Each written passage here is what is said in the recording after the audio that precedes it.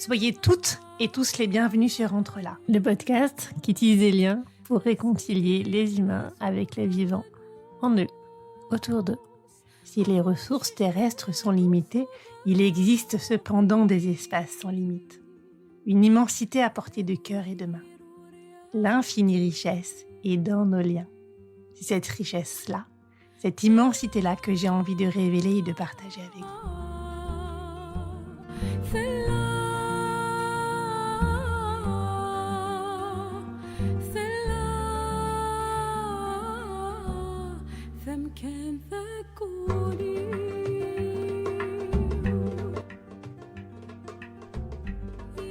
Aujourd'hui, avec Emma Krief, ça va être une discussion éclectique.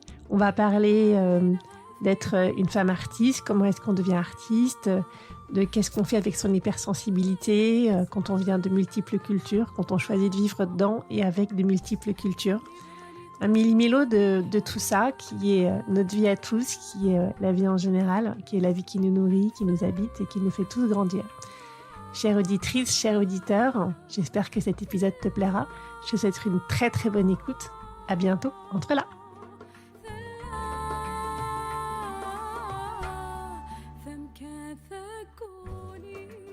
Bonjour Emma, je te remercie beaucoup d'être avec moi, avec nous pour le podcast Entre là. On est à la maison de la radio ensemble, où tu nous accueilles. Bonjour Gaëlle.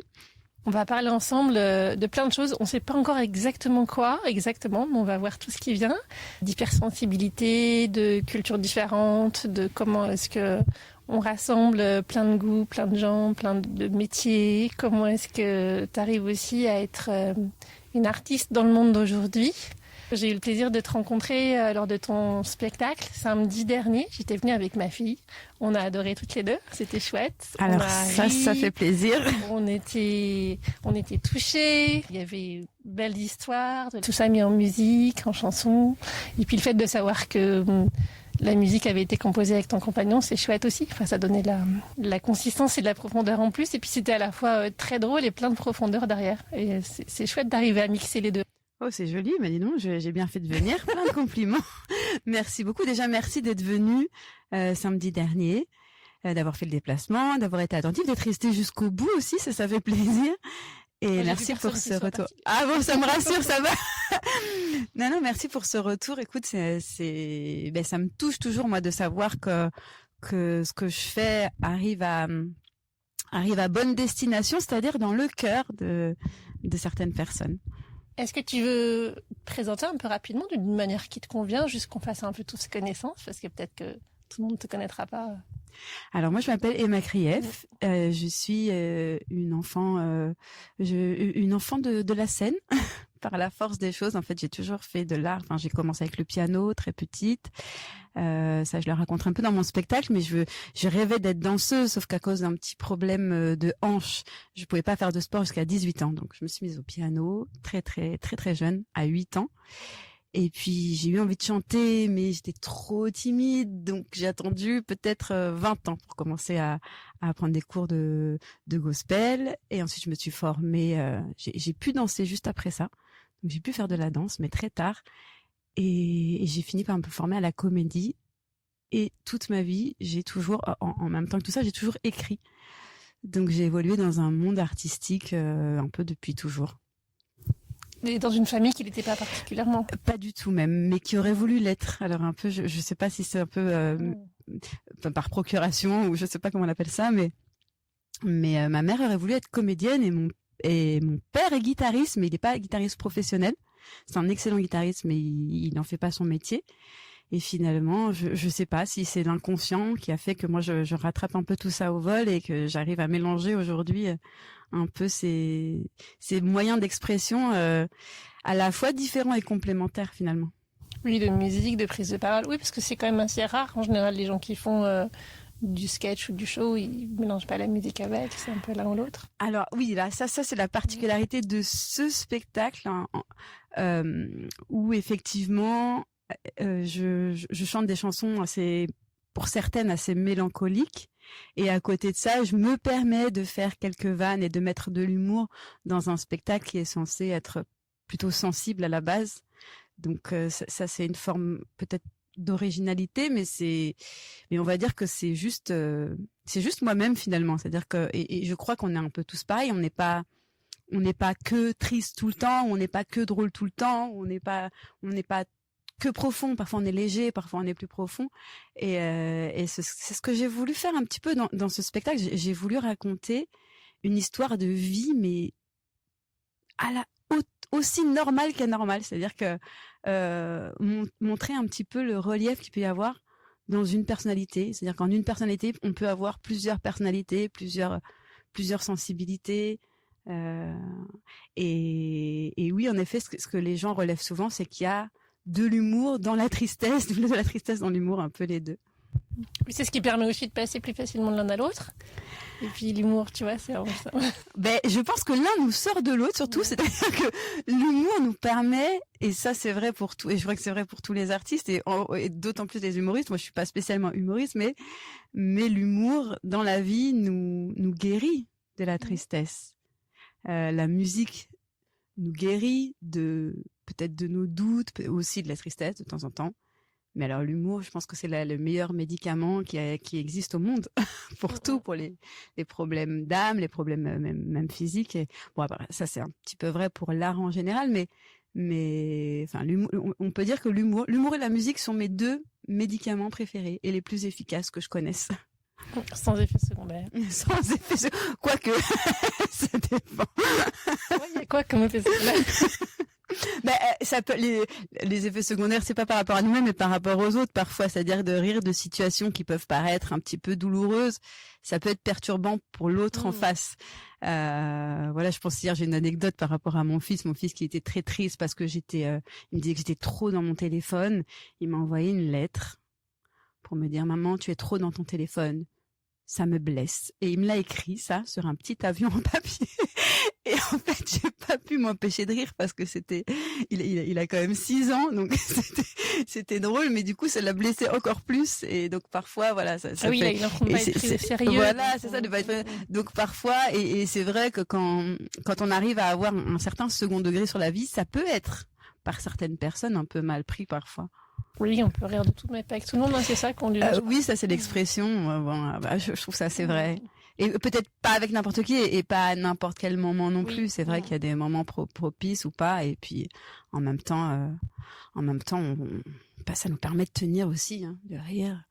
Ça nous permet de tenir et de se décaler un peu de ça. Et de supporter, parfois de supporter l'insurmontable. Alors tu parles beaucoup de sensibilité dans ton spectacle. Est-ce que tu t'es découvert une sensibilité particulière? Ça a été quoi ton cheminement par rapport à la sensibilité? D'ailleurs, je voulais juste dire, on a tellement ri quand tu parlais justement de travail sur soi, parce que finalement, ma question, c'est un petit peu ça. Quel a été ton cheminement par rapport à la sensibilité? Puis quand tu parles de travail sur toi dans ton spectacle, tu parles de maquillage et tout. Donc, ah oui, je l'ai pris au premier degré, le travail sur ça. Moi, je travaille beaucoup sur moi, mais sur moi, pas forcément. Non, je travaille aussi à l'intérieur, mais ça, je le dis moins parce que c'est plus personnel. Il n'y a pas très longtemps, quelqu'un de très proche de moi m'a suggéré le fait que j'étais peut-être hypersensible. C'était il y a peut-être 2 ou 3 ans. Et donc je me suis renseignée sur cette personnalité, ce type de personnalité, ce phénomène, et c'est vrai que je me suis reconnue, mais sur tous les points.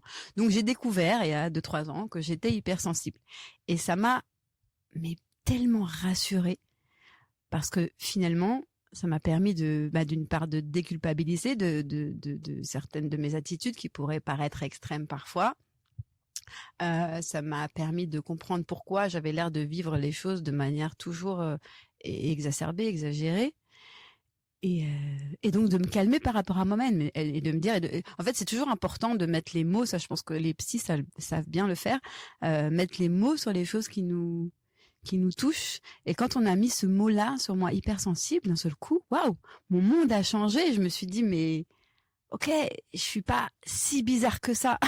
Même si je peux éventuellement faire partie d'une minorité de personnes, j'ai le droit de vivre, en fait. J'ai le droit d'être là, j'ai le droit d'avoir mes états d'âme. Et puis ça permet aussi, dans un deuxième temps, de mieux travailler sur soi, de mieux se comprendre et de mettre des mots sur ce qu'on est ou ce qu'on ressent. Ça permet de l'anticiper, donc de progresser aussi dans dans nos relations aux autres, etc. Oui, d'assumer aussi, sans pour autant s'emprisonner dans une catégorie. Et puis, Fabrice Midal disait, en fait, c'est pas tellement qu'on est hypersensible, c'est que les autres sont hyposensibles. Et c'est peut-être vrai aussi, parce que il y a peut-être des gens qui ont tellement dû se contenir dans leur sensibilité ou qui ont moins développé ces aspects-là. Complètement. Finalement, il y a plein de choses qui ressentent pas. Et c'est vrai que quand on parle d'hypersensibilité, il y a des gens qui disent, ouais, c'est trop affreux parce que tu prends trop à cœur. Sauf que les choses merveilleuses, elles sont super merveilleuses. Mm-hmm. Et si on a un peu d'humour, les choses un peu plus fades et moins merveilleuses, on les passe un peu plus vite. Mais je suis complètement d'accord avec ça. Je pense que une grande partie de notre société a été ébrimée en fait par des codes, par l'apparence, par il faut absolument rentrer dans certaines cases, il faut pas trop, et puis surtout dans notre culture ici, là, la culture française, attention, c'est oula, il faut pas trop parler fort, il faut bien se tenir, etc. Et finalement... Déjà, les enfants, on n'aime pas trop parce que ça fait du bruit, ça risque de déranger un peu. Ouais, c'est ça. Alors... on le voit dans les métros quand on rentre avec un bébé en France. Ouais. On n'a pas le même regard qu'en Norvège ou au Maghreb ou ailleurs, où t'arrives avec un bébé, c'est... Même dans les pays nordiques, les enfants, ils ont une bonne presse là-bas, les enfants. Alors qu'ici... Je suis arrivée avec mes 3 petits brins en Norvège, on a été accueillis avec des glaces partout gratuites, tout était gratuit pour les enfants, quoi. C'est ça, mais alors c'est vraiment une question. Donc il y a aussi cette partie assez culturelle, finalement. Et oui, je suis assez d'accord avec le terme d'hyposensible. Alors est-ce que... après, c'est très philosophique. Est-ce qu'on est hypersensible ou est-ce que les autres sont hyposensibles? Peut-être un peu les deux, je pense que... Et puis il y a des degrés différents pour chaque personne. Enfin, je pense que chaque personne est unique, on ressent pas les choses... Ouais, puis on est sans doute sensible un peu tous à quelque chose, mais pas la même chose. Donc, puis il y a des gens qui vont être très sensibles à plein. Tu vois un lien entre la sensibilité et la musique?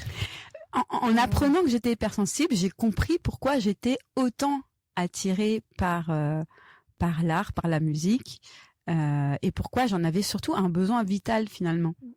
Parce que moi, au départ, je me disais bon, c'est juste une passion. Petite, j'étais très attirée par la danse, par la musique, et je pensais que c'était juste un truc de petite fille, tout simplement. Mais finalement, ça va beaucoup plus loin que ça. C'est plus profond. C'est qu'il y a une urgence à s'exprimer. Je pense chez les hypersensibles, c'est un peu ça. C'est qu'on a peut-être qu'on enfouit tellement de choses au quotidien qu'à un moment donné, il va falloir que ça sorte quelque part. Et donc, quand ça sort dans l'écriture, enfin moi, c'est vrai que j'ai eu la chance de trouver plusieurs vecteurs à la fois, plusieurs moyens de communication. C'est l'écriture, c'est le piano, le chant, la danse et maintenant la comédie. Et finalement, je dis toujours, je sais faire que ça réellement. Enfin, je peux faire plein de choses, mais alors je sais pas du tout cuisiner, par exemple.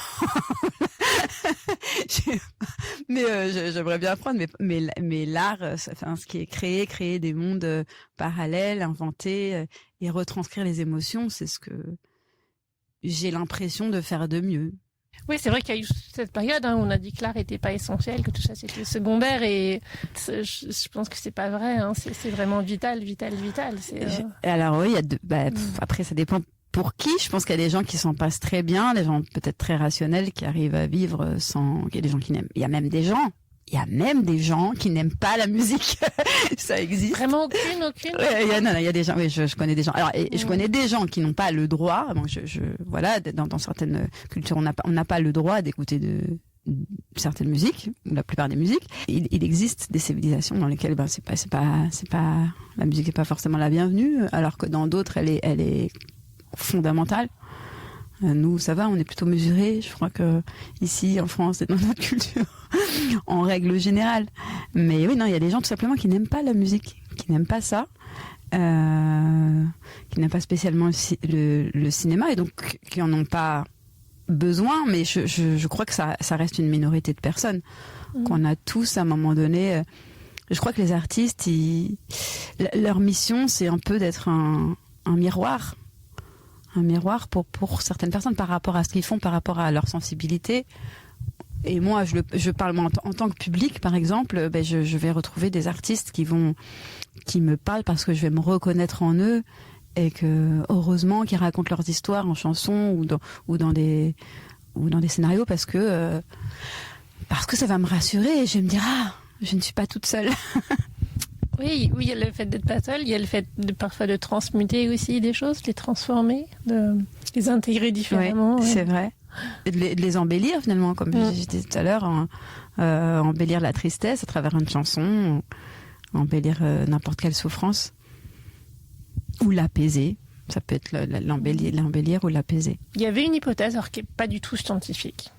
Mais j'avais rencontré une fille qui m'avait dit que c'est impressionnant le nombre de femmes qui sont, alors on dirait soit un peu au potentiel intellectuel, émotionnel, hypersensible. Enfin, il y a plein de mots pour dire des choses qui sont un petit peu proches et un petit peu différentes à la fois.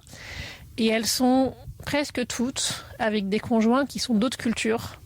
Comme si c'était plus facile d'être soi-même quand on est un peu différent, avec quelqu'un d'une culture différente qui va en fait vous prendre comme vous êtes et moins attendre que vous soyez le cliché de la culture qu'il connaît. Oh, c'est très joli. Et ça m'avait semblé intéressant. Elle est jolie cette théorie. C'est vraiment une théorie. Je n'ai pas vu, j'ai pas vu d'études, j'ai pas cherché de statistiques. C'est pas évident d'en avoir parce qu'il faudrait d'abord étiqueter les gens, comparer les comptes. Enfin, donc voilà. Bon, ça doit pas être infaisable, mais en tout cas, je sais pas si ça a été fait. C'est vrai. Alors non, en ce qui me concerne, on peut pas tomber plus juste du coup. Mais je sais pas, j'ai pas cherché. Alors moi, c'est vrai que quand je tombe amoureuse, je sais pas pourquoi. En règle générale, j'ai pas vraiment de règles, mais si je dois faire un petit flashback dans toutes mes histoires sentimentales depuis que j'ai l'âge d'en avoir, oui, c'est vrai que j'ai plutôt été attirée par des hommes qui sont pas de ma culture, effectivement, à la base. Enfin, pas de ma culture, c'est un grand mot, mais qui ont des origines d'autres cultures, en tout cas. Ouais, c'est pas complètement faux. C'est quoi ta culture, toi? Parce que dans ton spectacle, alors moi, j'en ai plusieurs aussi. Alors moi, je l'ai expliqué comme ça. D'ailleurs, je l'ai pas expliqué par l'hypersensibilité. J'ai expliqué parce que je suis déjà issue allez, presque de cultures différentes, pas tout à fait. Mon père mes parents sont nés tous les deux en Algérie. Ma mère est d'origine italienne, chrétienne. Et mon père a grandi dans le judaïsme. Et moi, finalement, j'ai grandi dans une culture un peu de... Enfin, j'ai grandi dans le judaïsme aussi, c'est-à-dire que je suis, pour moi, de religion juive, mais pour la religion juive, je ne suis pas juive, en revanche. Parce que ma mère n'est pas née juive. Elle s'est convertie, mais trop tard, donc, finalement, et ça aussi, je le raconte aujourd'hui, je ne suis rien. Pour rien, pour personne, à part pour moi-même. Disons que pour moi, c'est une richesse d'avoir grandi dans une culture juive, de continuer à suivre les traditions, mais je ne suis pas reconnue par la culture non plus. Donc c'est un grand paradoxe.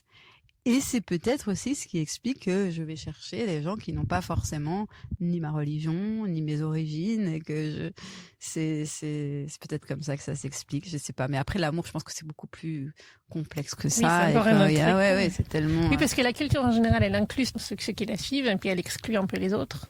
C'est souvent comme ça, une culture. Et là, toi, tu suivais ces préceptes, quelque part, et en même temps, tu étais exclu par le système. Voilà. Ce qui arrive à plein de gens d'ailleurs qui arrivent en France et qui sont aussi avec des questions d'intégration ou de pas intégration ou de non ou de choses de ce type. Et pourquoi on devrait forcément... Alors, qu'est-ce que ça veut dire s'intégrer? Qu'est-ce que ça veut dire? S'intégrer, c'est-à-dire respecter la culture dans laquelle on arrive. Ben, c'est vrai pour une famille. Quand on a une belle famille, on rencontre son conjoint, on rencontre la belle famille. On a un devoir d'intégration parce qu'on doit respecter l'autre, au même titre que l'autre doit nous respecter. Mais je trouve que l'intégration, à mon sens, après, c'est peut-être un peu trop idéaliste ce que je veux dire, mais elle doit se faire dans les deux sens. C'est-à-dire que c'est pas pourquoi l'un devrait plus s'intégrer que l'autre. On doit les deux s'intégrer l'un à l'autre. D'autant qu'une vraie rencontre, je pense, si on rencontre quelqu'un vraiment, on n'est plus la même personne après. Ça nous transforme. Ah oui, chaque rencontre, ça c'est vrai, c'est pas faux. Tu vois, on évolue à travers... Sinon, c'est un rendez-vous. Oui. Mais une vraie rencontre. Même un rendez-vous, ça peut nous transformer. Oui, mais je veux dire, tu vois, rencontre d'une heure. Si ça devient une rencontre, il y a quelque chose dont on s'est enrichi, qu'on va avoir modelé un peu différemment. Enfin, c'est vrai. Un truc qui se passe, donc ça nous transforme forcément un peu. Ouais. Non, c'est sûr. C'est vrai. C'est vrai que... moi, je vois toutes les relations comme ça, comme une richesse. Quand on rencontre l'autre, quelle que soit sa culture, quel que soit son milieu social, quel que soit son quota de, j'allais dire normalité, mais qu'est-ce que c'est? Il n'y a pas de normalité. Mais c'est-à-dire, quelles que soient ses souffrances, son passé, peut-être ses failles, on s'enrichit.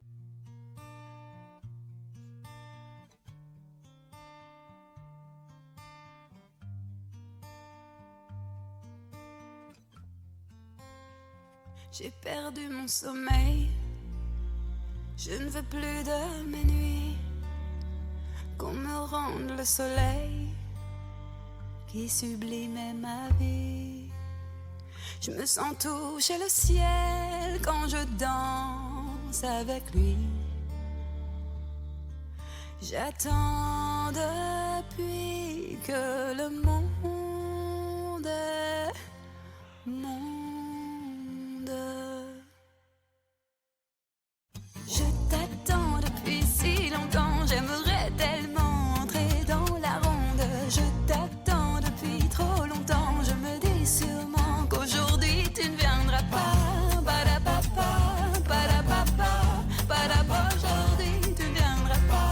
Ba-da-ba-ba, ba-da-ba-ba, ba-da-ba-ba. Je compte des jours, les mois, les années, que tu viennes pour me réparer, abîmer des cousus cassés. J'ai mal, ne tarde pas, je suis juste devant l'entrée. Tu m'entends, j'ai déjà sonné. Là maintenant, s'il te plaît, réponds-moi. Je n'ai plus de principe, je suis ce bateau ivre, échoué sur ta rive. J'attends depuis que le monde est monde. Je t'attends depuis si longtemps, j'aimerais tellement entrer dans la ronde. Je t'attends depuis trop longtemps, je me dis sûrement qu'aujourd'hui tu ne viendras pas. Ba-da-ba-ba, ba-da-ba-ba, ba-da-ba, aujourd'hui tu ne viendras pas. Ba-da-ba-ba, ba-da-ba-ba, ba-da-ba-ba.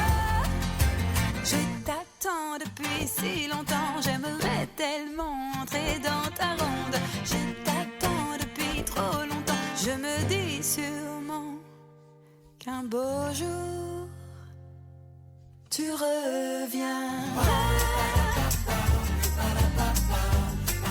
Tu reviendras.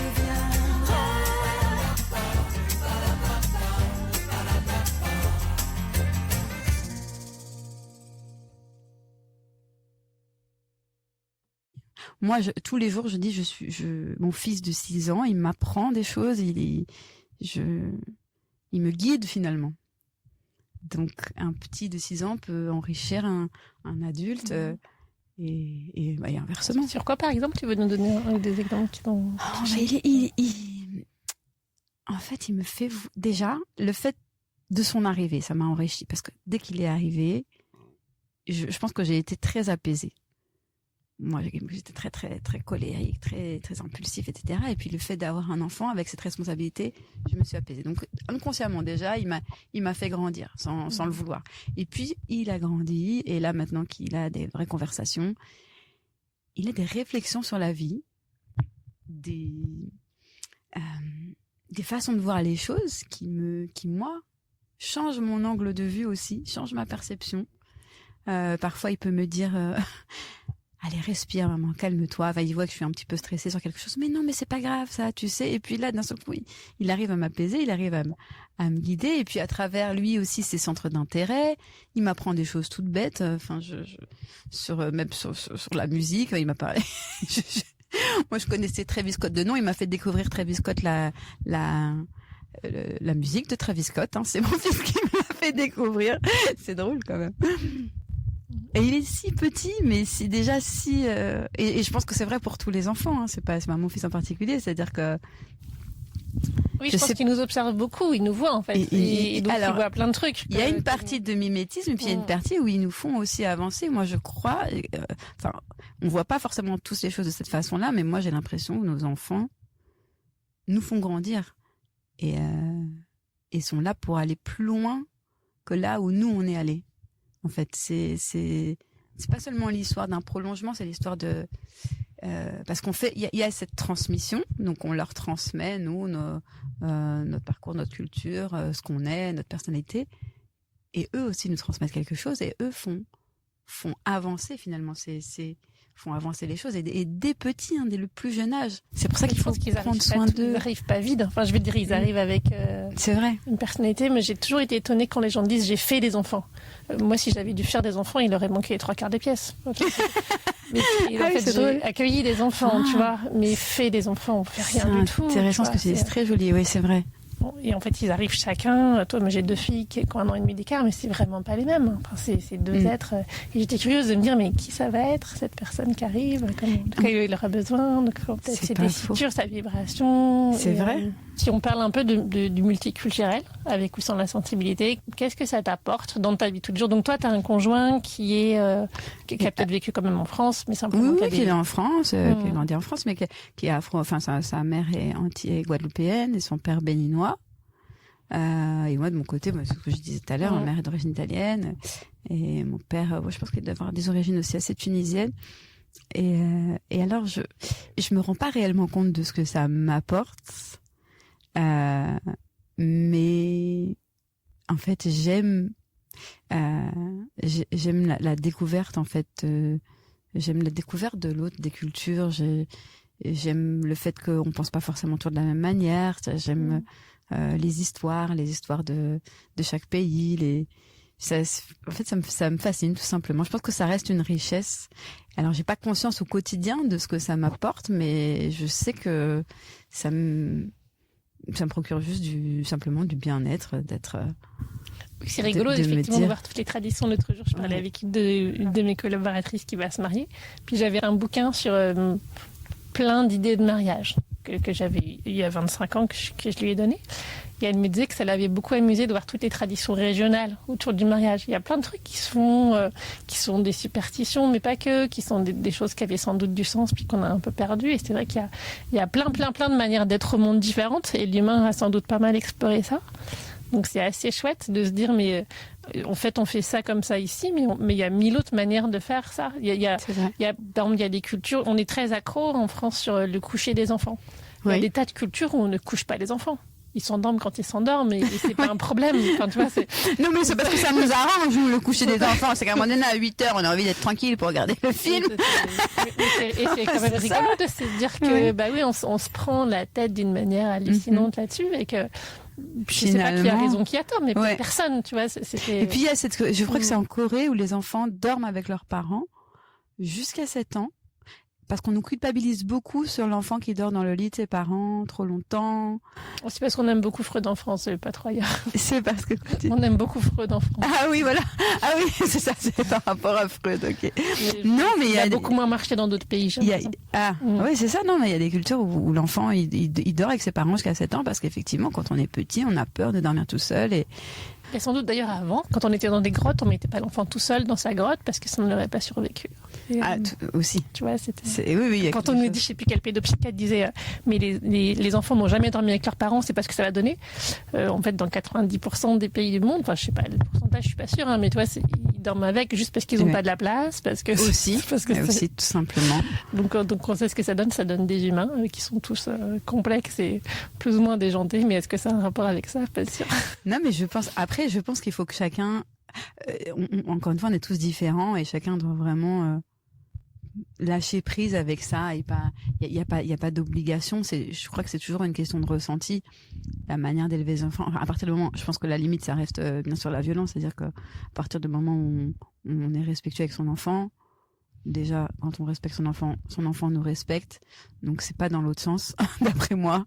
C'est d'abord, on donne le respect à ses enfants et là, l'enfant va nous respecter. Et puis, s'il y a une espèce de, comment on appelle ça, parfois de cercle vicieux où là, la colère de l'un entraîne la colère de l'autre, le manque de respect de l'un, le manque de respect de l'autre. Mais on doit vraiment déculpabiliser sur tout ce qu'on peut-être fait pas assez. On peut pas être parfait. De toute façon, personne n'est parfait. Après, c'est juste une question d'instinct, de ressenti. Et de faire très attention à ce que eux ressentent surtout. Enfin, après, je sais pas, moi à mon avis c'est ça, c'est prendre soin du ressenti de son enfant. C'est pourquoi. Et là, la sensibilité, c'est un cadeau parce que du coup, tu perçois. Enfin, tu passes pas trop à côté. C'est ça. Mais par exemple, moi, je crois pas du tout à la notion de. Enfin, c'est ce mot qu'on répète souvent, mais concernant les enfants, mais le mot caprice, moi, j'y crois pas du tout. Je crois pas du tout au caprice. Je crois pas qu'un enfant nous manipule, par exemple. L'enfant, il s'exprime. D'ailleurs, on sait globalement que c'est des bêtises qu'on se raconte, mais que c'est pas possible. Mais beaucoup fonctionnent encore là-dessus, sur le mot caprice. Qu'il a juste pas le psychisme qui permet de dépasser certaines peurs. Il a pas la bonne manière d'exprimer les choses, mais quand il exprime quelque chose, je pense qu'on doit vraiment prendre pour prendre toute la mesure et pas minimiser, au même titre que nous, on n'aime pas quand on minimise nos propres ressentis. Pourquoi on minimiserait celui d'un enfant? C'est encore pire. Oui, puis un ressenti est toujours juste. Après, son interprétation, on peut en discuter. Mais l'émotion, l'interprétation, les raisons, mais peu importe, à la limite. Ce qu'il y a, c'est qu'on ne doit pas laisser l'autre dans un mal-être, et ça, c'est vrai à la fois pour des parents envers leurs enfants, et c'est aussi vrai d'un conjoint à l'autre aussi. C'est-à-dire ça devrait être interdit de laisser l'autre dans le mal-être. À partir du moment où l'autre est dans un mal-être, on essaye de comprendre. Et ça peut peut-être éviter certains débordements.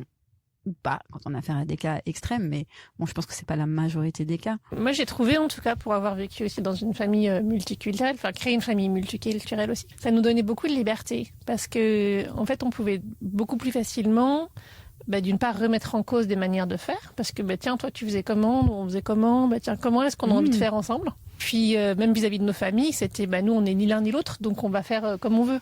Et il y avait personne qui se sentait jugé dans sa manière de faire, puisque, comme on venait de deux cultures assez différentes, on allait forcément créer une troisième. Et c'est ça, c'est et bon. quand on me disait, finalement, ça doit être compliqué une famille multiculturelle, tu me diras comment c'est pour ça.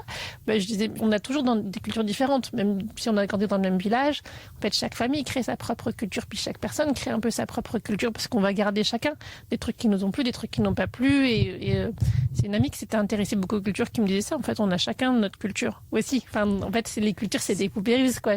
Et finalement, ça donne peut-être pas mal de liberté, d'ouverture. Ça dont ouvre tu parlais. l'esprit, ça c'est ouvre sûr. beaucoup. Et puis après, on est assez libre de choisir qu'est-ce qu'on a envie de garder, de faire. Est-ce qu'on invente un autre truc? C'est vrai, mais en fait, je crois qu'il n'y a aucune raison de voir les cultures différentes comme un frein à l'union, ou comme un frein. C'est pas un frein à l'amitié. Pourquoi ce serait un frein à l'amour?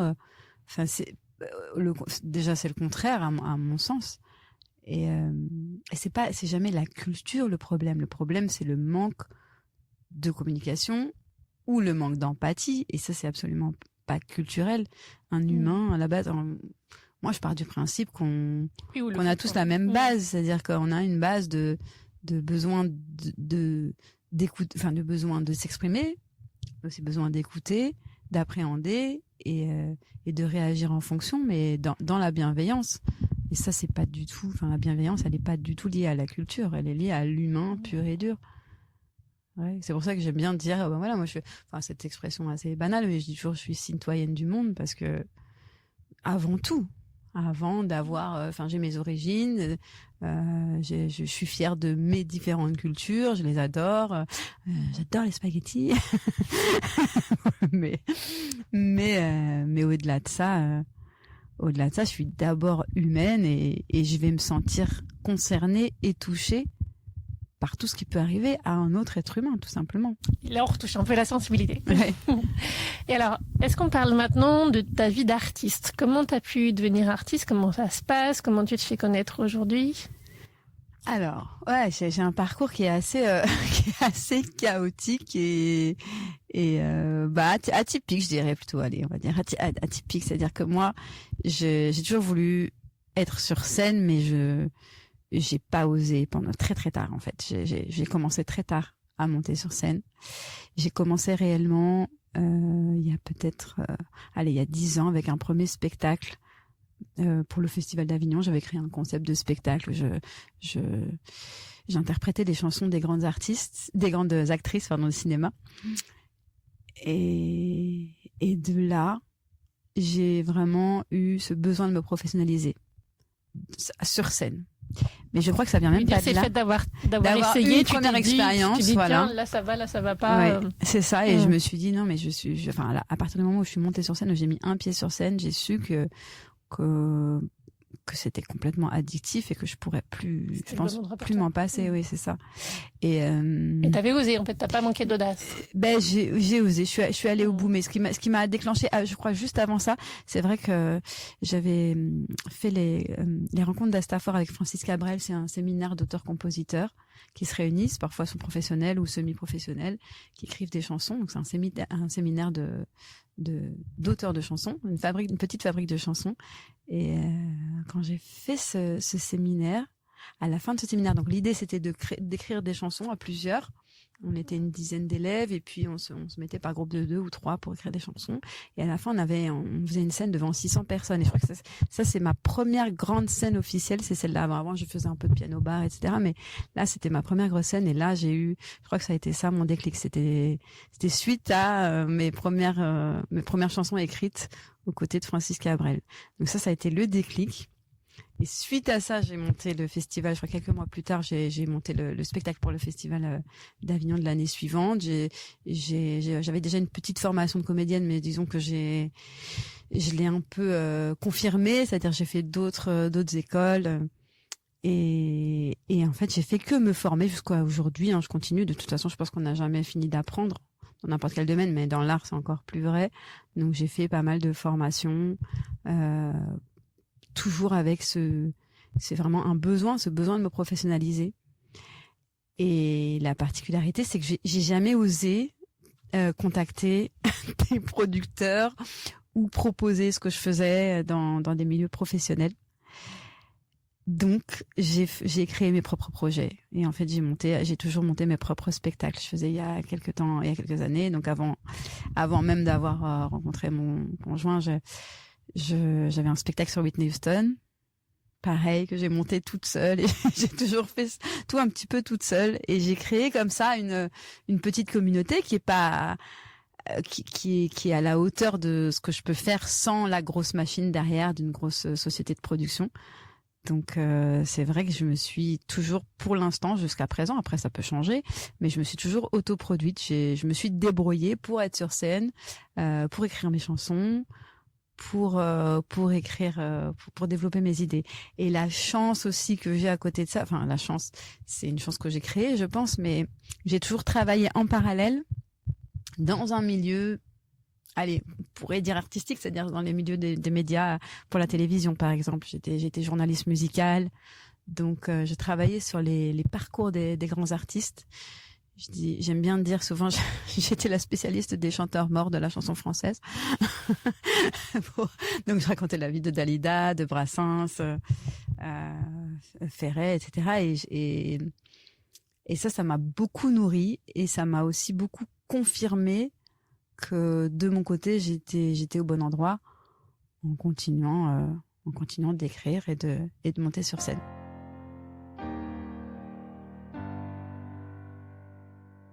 J'étais là, sous l'arc-en-ciel, pendant tes années les plus belles. J'étais là dans le brouillard près de la poubelle, quand tu doutais brûler tes ailes. J'étais là, dans les tornades, sous l'orage, dans la panade, à écouter pendant des heures l'écho de tes sérénades. Oui, j'étais là, tu te souviens pas, qui était là dans les montagnes, sur les collines, sur les dodanes, dans la routine, dans la vallée, le précipice, allez, faut qu'on grandisse, ça va aller, mais on dirait que t'as oublié.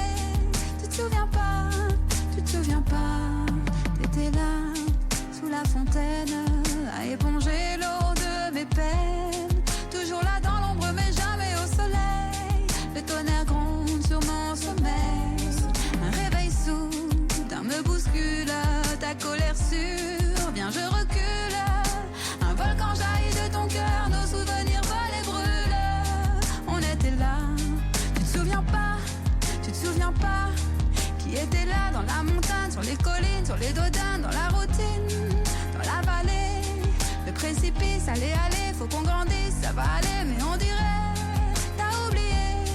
Tu te souviens pas, t'as une mauvaise attitude, moi je prends de l'altitude, puis t'as une mauvaise attitude, puis moi je prends de l'altitude, je change mes habitudes, je prends de l'altitude.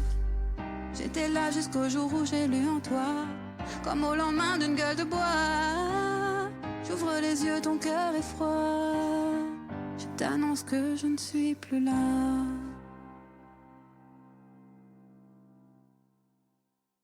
Mais pour l'instant, je suis complètement autoproduite et artiste complètement indépendante aujourd'hui. Quand tu dis que t'as pas osé, que tu es autoproduite, en fait, est-ce que c'est une affaire d'audace ou est-ce que c'est parce que là t'as la liberté de faire vraiment ce que tu veux? Je crois que c'est plutôt une histoire de légitimité. C'est comme j'ai commencé seule. seule avec moi-même, pas dans un cadre, ni même entourée d'autres artistes. Là, maintenant, c'est plus vrai. Aujourd'hui, je suis entourée d'artistes, ne serait-ce qu'à la maison. Tu crains de pas avoir les codes Mais oui, soit que je crains de pas avoir les codes. Il y a la peur d'être rejetée aussi. C'est comme les gens qui font ou qui ne font pas des concours de talent. Peut-être qu'on va pas faire The Voice parce qu'on a peur si ça passe pas. C'est difficile. Donc, en fait, je pense que c'est le même phénomène qui se passait chez moi. Pour ne pas aller voir les professionnels, je me dis, ouais, mais si jamais on me dit, en fait, j'ai peur de vivre mal le fait qu'un professionnel me dise « Ah, mais non, mais pas du tout. » Ah, il faut changer de... il faut pas faire ça. Alors que là, en fait, si alors qu'on est en... Voilà, là, après, ils peuvent venir te chercher. Et oui, voilà, dans le meilleur des cas, c'est ça. Et après, c'est vrai que c'est arrivé. Après, indirectement, on est là. Le deuxième théâtre que j'ai fait pour ce spectacle, par exemple, le programmateur du Paris de l'Humour, c'est lui qui m'a contacté et ça peut... aujourd'hui, ça commence. C'est-à-dire aujourd'hui, je commence à être contactée par ce qu'on pourrait appeler des professionnels, mais c'est vraiment le début pour moi. C'est-à-dire que pendant 10 ans, on peut dire que j'ai commencé ma carrière artistique en tant que professionnelle il y a à peu près 10 ans, et c'est qu'aujourd'hui que je sens que ça peut avoir de la légitimité. Alors, s'autoproduire, ça veut dire quoi? Ça veut dire que tu réserves tes endroits, que tu montes ton spectacle, que tu trouves tes clients. Que j'investis aussi. Ça veut dire que je paye parce qu'une salle, elle se paye d'abord. Soit c'est une location, soit c'est une co-réalisation, mais on paye la salle dans laquelle on joue la plupart du temps. Quel que soit le nombre de personnes. Voilà, si on est autoproduit, hein, ça veut dire aussi qu'on paye aussi ses sessions d'enregistrement, qu'on paye son mixage, son mastering, donc c'est de l'investissement à la fois en énergie, en temps et même financier. Donc c'est miser sur soi finalement. Et c'est un risque à prendre, mais bon, jusque là je l'ai pris. Je m'en sors pas trop mal pour l'instant. Après, bon, je suis pas encore Jay-Z et Beyoncé, mais non, mais je me débrouille pas mal. Je suis assez fière de ce que j'ai fait jusqu'à maintenant. J'ai pas encore perdu trop de plumes, on va dire. Et c'est très encourageant parce que j'ai d'excellents retours du public en général. Là, ça fait quand même 1 an et demi que je joue ce spectacle, donc depuis octobre 2023, toutes les semaines au théâtre. Et la plupart du temps, j'ai quand même des retours très encourageants et donc oui, là, ça me pousse à continuer. Oui. Puis la plupart, là, on a du monde depuis la Comédie Saint-Michel. Je joue depuis le 25 janvier à la Comédie Saint-Michel et c'est vrai qu'on a waouh, on a de la chance, on a du monde. Et alors, t'as quelqu'un qui venait comme ça sans arrêt pour la quarantaine Oui, Fabien. Alors, je lui fais une petite dédicace. Alors, non, en fait, Fabien, il m'a découvert. Je faisais à l'époque, donc c'est il y a un peu plus d'1 an, une scène ouverte au petit théâtre du 18e qui s'appelle le Montmartre-Galabru. Il y avait une scène ouverte, donc c'était plusieurs artistes qui venaient faire un extrait de leur spectacle ou quelques chansons. Il est venu, il a eu envie de voir mon spectacle une première fois. À l'époque, je jouais à la part de la Villette, dans le 19e. Il est venu une fois, et puis il est venu quelques semaines plus tard, il est revenu. Et puis depuis que je jouais au Paris de l'Humour, donc pareil, un autre théâtre du 19e, il a fini par venir toutes les semaines. Et du coup, ça fait il en est à la 41e représentation. Alors, tu crois qu'il pourrait être remplacé si t'étais pas bien joué? Alors, je crois que si jamais j'ai un trou, en tout cas, il peut me souffler le texte. Ça, c'est sûr. Après, oui, me remplacer, j'étais pas allée jusque là. Il faudrait qu'il apprenne peut-être le piano, à moins qu'il sache jouer, je sais pas. Mais oui, non, c'est drôle. Mais ça fait partie des choses vraiment qui encouragent beaucoup. Parce qu'on se dit, si une personne est capable de venir voir le spectacle 40 fois, en sachant que, enfin, je veux dire la seule raison, c'est qu'il connaît les chansons par cœur, il connaît les passages du spectacle, et c'est tellement beau. Enfin, j'adore. À la limite, je peux jouer que pour lui. Maintenant, si jamais ça s'arrête, j'appellerai Fabien pour qu'il vienne à la maison et hop, on fera une session des accords de Vénus. Alors, tu parlais tout à l'heure de l'addiction à la scène. Est-ce que tu peux nous raconter qu'est-ce que c'est de monter sur scène? Qu'est-ce qui se passe? Parce qu'on entend souvent ça, mais quand on est nous-mêmes jamais monté sur scène, j'aimerais bien arriver à sentir qu'est-ce que ça fait, qu'est-ce qui se passe, qu'est-ce que c'est. J'adore cette question. Je pense que c'est pas du tout la même chose pour tout le monde, parce que si je prends un exemple, dans le passé, Jacques Brel, il paraît que, par exemple, il vomissait avant de monter sur scène tellement il avait le trac.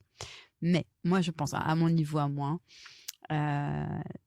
Je compare ça, même si j'ai jamais sauté en parachute, je compare ça quand même à un saut en parachute parce que avant de monter sur scène, on ne sait pas ce qui va se passer. Il peut y avoir n'importe quoi, un problème technique, un trou de mémoire, un spectateur bizarre, des gens pas contents, des gens pas réactifs. Enfin, il y a mille et une choses qui peuvent se passer qui font qu'une scène peut ne pas bien se passer.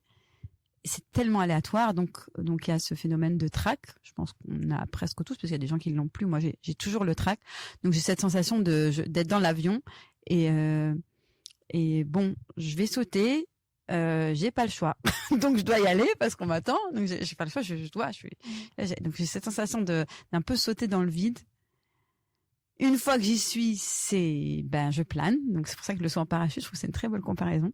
C'est une planance de se sentir reçu par les gens, en fait, de sentir que les gens comprennent ce qu'on dit, arrivent à être touchés par des émotions, touchés par la musique, etc. Enfin, il y a une espèce de connexion qui se passe avec le public qui, dans mon cas, après, je sais pas si c'est pour tout le monde pareil, mais que je trouve, moi, magique. En fait, ce que j'aime, c'est vraiment la connexion avec le public.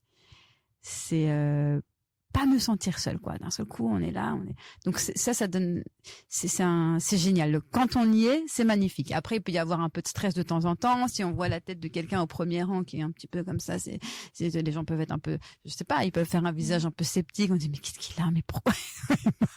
Donc il y a des tas de choses qui peuvent se passer, parfois difficiles, c'est comme des secousses, quoi. J'imagine aussi quand on peut avoir des moments de peur, les trous aussi, ça arrive, ça m'est arrivé, trous de piano, de voix, de chant, de texte, etc. Et après, c'est génial quand on arrive à rebondir. En général, jusqu'à maintenant, allez, un an et demi sur le spectacle, j'ai toujours rebondi après des petits couacs, même les couacs techniques, un truc qui s'allume pas, une lumière mal placée et tout.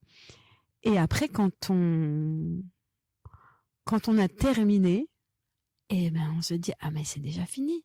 Ah, non. C'était trop court. Ah, je suis obligée d'y retourner. Donc, on a très peur avant d'y aller.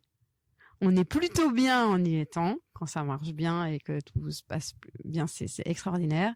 Et quand c'est terminé, c'est ça qui crée, je pense, l'addiction. C'est que on veut y retourner. Mais c'est un peu paradoxal. L'intensité, quelque chose comme ça. Super intense. Oui. C'est très, très intense. Vraiment, T'as un peu l'idée de qu'est-ce qui fait globalement qu'un artiste a tellement envie de monter sur scène? J'ai l'impression que c'est un besoin d'amour extrême. Et c'est vrai qu'en ayant travaillé sur les artistes de la chanson française, j'avais fait à l'époque cette analyse. J'avais l'impression que tous les chanteurs, les chanteuses avaient un peu un manque d'amour. Alors c'est un manque d'amour peut-être de leurs parents, peut-être de leur entourage, mais surtout un manque d'amour par rapport à eux-mêmes. Parce que finalement, quand on manque d'amour, c'est toujours par rapport à soi-même. C'est un amour pour soi qu'on n'a pas assez. Et j'ai l'impression que c'est ça qui pousse un artiste en général à monter. En tout cas, moi, je me sens concernée par ça. Ça a été un peu mon déclic. C'est-à-dire qu'en travaillant sur les autres, j'ai compris que on se retrouvait assez complet quand on était connecté avec les autres finalement. Donc quand on monte sur scène et qu'on sent que les autres, que les gens en face de nous sont réceptifs à ce qu'on est, alors que parfois pour nous-mêmes on n'est pas forcément, on se trouve pas forcément suffisant, on n'a pas forcément assez une très bonne. Alors, contrairement à ce cliché qui dit qu'un artiste on dit qu'il y a beaucoup d'ego. Oui, souvent les artistes ont beaucoup d'ego, bien sûr, mais cet excès d'ego, est-ce que c'est pas finalement une lacune à l'origine, un excès d'ego parce que derrière il manque quelque chose, et c'est à travers c'est peut-être quelque chose à combler qu'on va chercher en allant sur scène. C'est une théorie comme une autre, encore une fois. Et qui fait prendre ce risque, parce que c'est quand même un gros risque de se mettre comme ça face à tout le monde, de risquer de ne pas plaire aussi. Parce qu'en fait, ça. On peut plaire beaucoup, puis on peut aussi ne pas plaire. On ne peut pas plaire du tout, c'est vrai. C'est vrai que c'est un risque. Et finalement, j'ai l'impression que c'est très rare quand même, quelqu'un qui va monter sur scène et qui trouve pas son public. Je sais pas, j'ai pas de référence autour de moi de personnes qui sont montées sur scène et on se dit lui vraiment non, pas du tout. Il trouve son public, c'est-à-dire qu'il y a des gens qui vont pas l'aimer, bien sûr, parce qu'on peut pas plaire à tout le monde, mais je pense qu'on on trouve toujours cet écho. C'est-à-dire que si on a cet appel, à mon avis, si on a l'appel de la scène, c'est parce qu'on a quelque chose à y faire. Hein. J'ai l'impression, encore une fois, je peux me tromper, mais je parle juste en fonction de ma toute petite expérience. Oui, ce qui donne du sens et puis de l'élan. Oui. L'élan. On va chercher de l'amour finalement. On va chercher, alors je sais pas forcément de la validation, parce que la validation, faut qu'on l'ait déjà soi, parce que c'est vrai que si on monte sur scène, c'est qu'on s'est déjà un petit peu auto-validé. Mais en tout cas, ce sentiment de connexion. Sentiment de connexion assez ultime finalement, parce que une connexion avec, quand on fait des grandes salles, alors moi ça n'a pas été encore mon cas, j'ai pas joué encore à l'Olympia, mais si on joue devant des milliers de personnes, oui, la connexion est quand même très très grande. Oui, ça doit être galvanisant, quoi. Ouais. Déjà juste, moi je me souviens de voir chanter une fois dans un chœur, on était assez nombreux, c'était dingue en fait. Voilà, la sensation, donc, tu as eu aussi un échantillon de ça. Mais où là, c'était plutôt la sensation de soi qui disparaît. Peut-être d'être dans plus grand. Ah oui. Oui, c'est vrai. C'est vrai. Et peut-être que c'est aussi un des secrets, c'est qu'on est soi, mais finalement, on est aussi un peu des autres. C'est peut-être ça passe peut-être par là, enfin, le fait de pouvoir intéresser. C'est parce qu'on est, je pense qu'il faut avoir conscience qu'on est un petit peu de chacun, quoi. Et puis qu'on peut être le porte-parole de choses qui ne sont pas soi aussi. Oui. Ouais. Et ça, c'est un ami qui avait fait cette analyse-là, en revanche, qui avait dit les plus grands artistes sont des gens qui ont une cause qui les dépasse. J'aimais bien cette phrase, en fait. J'aimais bien cette vision des choses, c'est-à dire qu'à un moment donné, si un artiste devient peut-être international ou incontournable, c'est parce qu'il a parlé de quelque chose dont finalement une grande majorité des gens avaient besoin. Qui va toucher l'universel. Voilà, qui touche à l'universel, exactement. Et qui va alors soit révolutionner quelque chose, soit faire écho à quelque chose, mais qui est effectivement plus grand que lui-même. Puis d'ailleurs, dans ton spectacle, tu racontes des choses qui sont vraies, puis tu racontes des choses qui sont drôles, et puis peut-être qu'il y en a qui partent un peu de quelque chose de toi, mais qui racontent autre chose, ou qui permettent que ça touche d'autres gens, puis que ça soit aussi plus rigolo qu'une vie normale, qui est une vie normale. Ah, alors. En fait, ce qui est drôle, c'est que toutes les anecdotes de mon spectacle sont vraies. Donc c'est vraiment des choses que j'ai vécues et que je vis même encore. En revanche, c'est la manière dont je les raconte qui effectivement est un petit peu, parfois un peu grossie. Par exemple, quand je dis que il y avait un moine Shaolin au mariage de mes parents, bon, malheureusement non, mais j'aurais bien aimé. Mais voilà, il y a deux trois petits détails comme ça dans le spectacle où j'ai grossi les traits ou un peu caricaturé, mais pas tant que ça finalement. Pas tant que ça. Et je pense que c'est la manière de dire les choses qui les rend un peu romanesque ou un peu. Ouais. Bah, c'était bien vu en tout cas. C'est quoi tes prochaines idées dont tu as envie de nous parler? Waouh, ça c'est une très très grande question. Hein. J'aime bien. J'ai toujours beaucoup d'idées en même temps. Et là, les prochaines thématiques. C'est vrai que c'est beaucoup l'histoire de. En ce moment, je suis beaucoup sur l'histoire de couple, mais elle est plus en profondeur dans la notion de l'amour. Qu'est-ce qui relie deux personnes? Pourquoi? Mais d'une manière presque scientifique. Parce que j'ai développé 2-3 théories sur l'amour, comme ça, c'est très subjectif, hein, mais j'aime bien rendre la chose un peu scientifique pour comprendre, en fait. Moi, je suis toujours dans la recherche de comprendre pourquoi.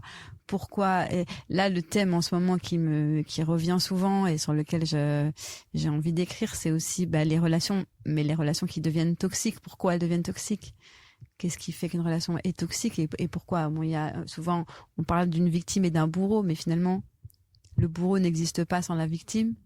Donc, même la victime peut avoir une part de Oui, responsabilité. les Pas triangles de toujours. Karpman sont souvent, ils Ouais. bougent. Mhm. Et puis je crois que je disais justement il n'y a pas très longtemps qu'en France, on aime bien étiqueter. On a beaucoup parlé des pervers narcissiques, par exemple. C'est Oui, une mais ça- étiquette qu'on met beaucoup. Ah, ça, tout qui le monde est représente devenu. des Hein. choses, Ils sont tous c'est les ça. mecs aujourd'hui sont des pervers. Il faut le savoir. Je disais que dans les pays anglo-saxons, on parle plus de relations qui est toxique.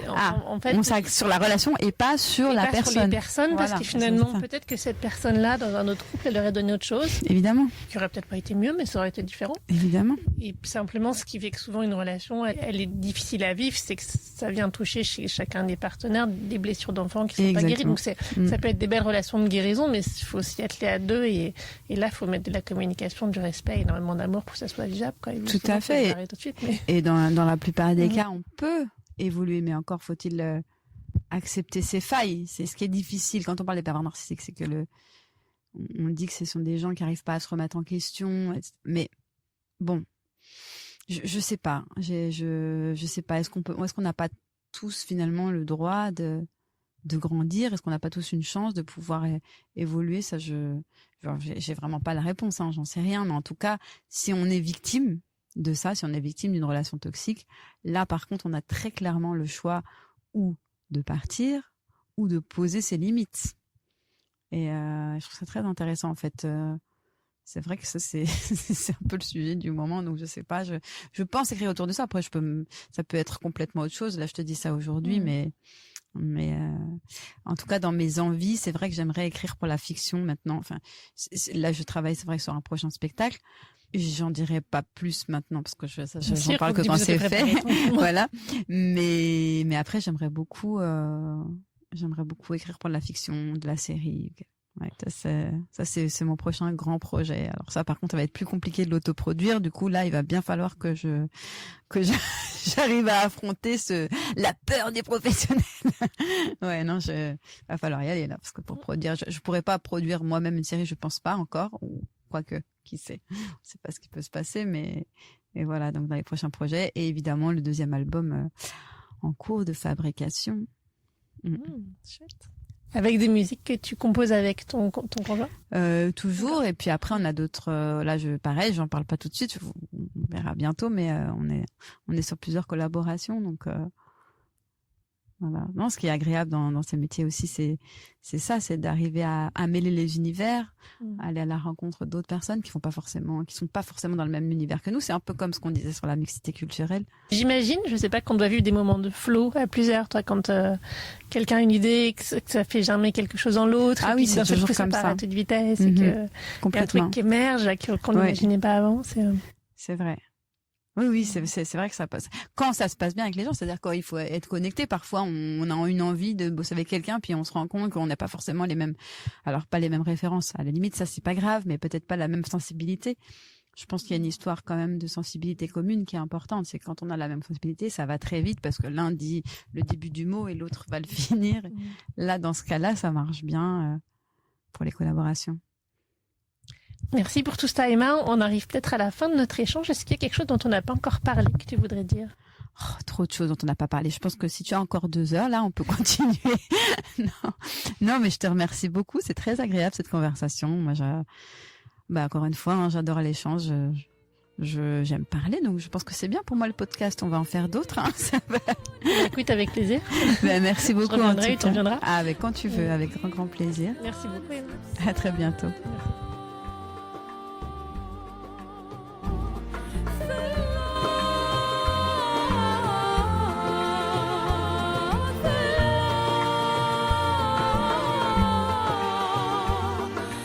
Si vous voulez en savoir davantage sur Emma Krief, sur ses représentations, sur ses chansons, vous trouverez comme d'habitude toutes les informations utiles dans la description de cet épisode.